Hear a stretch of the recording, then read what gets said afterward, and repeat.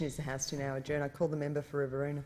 Thank you, Madam Deputy Speaker. Regional Express Airlines celebrated a tremendous milestone in aviation the weekend before last. The company commemorated its first 10 years with an open day and a gala dinner in its home base, Wagga Wagga. The opposition leader and the leader of the Nationals were there to mark this auspicious occasion. Rex Airlines was born in troubled times.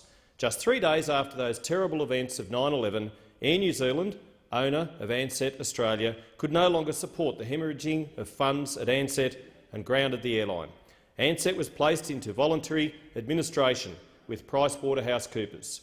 With the stroke of a pen, 16,000 jobs were lost and many more placed in jeopardy.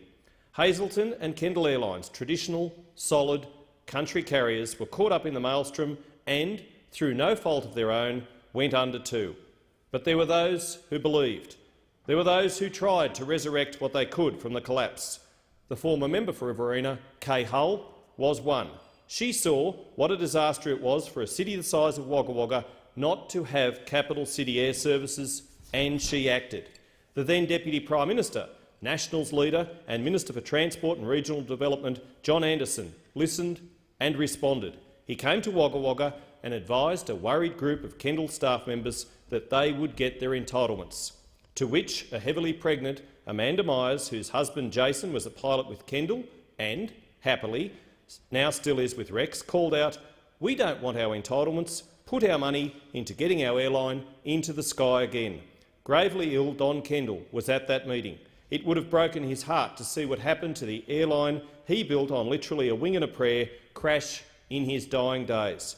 Don was promised that the region's air services to which he dedicated his life would be rescued, and thankfully that has happened.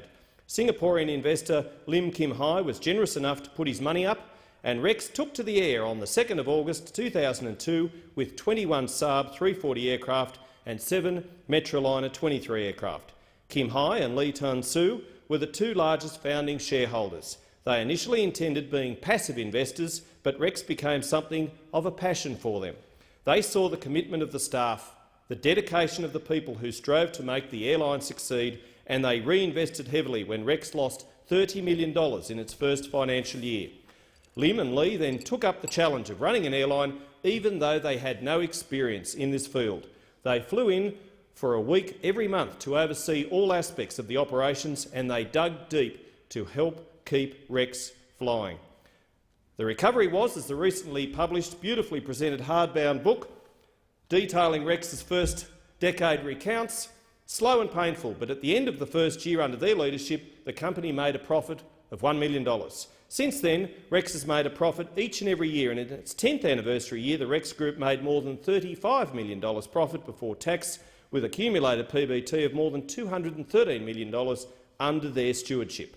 At the end of the first 10 years, Rex has 35 ports in its network, 51 Saab 340 aircraft, 95 aircraft in the Rex Group and 1,059 staff members. Pilots have spent 60,000 hours in the simulator, and there have been 575,756 takeoffs landings. That is a lot of hostess safety instructions, with 11,300,250 passengers. All up, Rex planes have flown 196,675,217 kilometres, equivalent to 255 trips to the moon and back, and used 327,953,572 litres of fuel.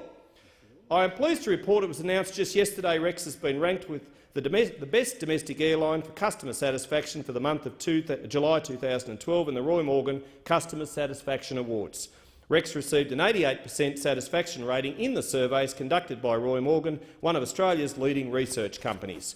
I congratulate all involved at Rex, and particularly some of those key figures who, as well as those mentioned, have helped make the company what it is today. Director Jim Davis, General Manager Engineering Dale Hall, Executive Director Chris Hine, General Manager Network Strategy and Sales Warwick Lodge, Jack of all trades Warren O'Halloran, whose combined years with Rex and Kendall total more than 40 years, Deputy Chairman John Sharp, and Rex Chief Operating Officer Gary Filmer.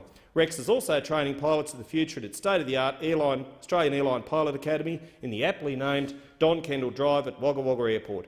Aviation is a volatile industry. I am confident, however, that Rex, with committed owners, diligent flight crew and ground staff and the spirit of Don Kendall and Max Hazelton in its wings, will have clear runways and blue skies for many more years to come. Thank you.